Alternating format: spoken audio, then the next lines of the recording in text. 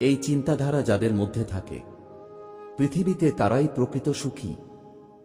আশা ও আবেগ, এই দুটো জিনিস সবসময় নিয়ন্ত্রণে রাখবেন। দেখবেন জীবনে কষ্টের পরিমাণ অনেক কমে যাবে। অতিরিক্ত ভালোবাসা বেশিদিন স্থায়ী হয় না, কারণ তাতে প্রত্যাশা বেশি থাকে, তাই অবহেলা সহ্য হয় না। যার পরিবারের সাপোর্ট করার মতন কেউ থাকে না, সেই মানুষটাই বোঝে এই পৃথিবীতে মাথা উঁচু করে দাঁড়ানোর সংগ্রামটা কতটা কঠিন।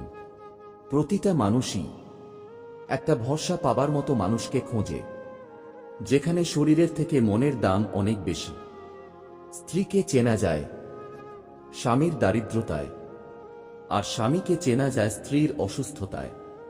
তর্ক করে জয়ী হবার চেয়ে চুপ থেকে হেরে যাওয়াই ভালো, কেননা বুদ্ধিমানেরা কখনো পরাজয়ের ভয় করে না, বরং উপভোগ করে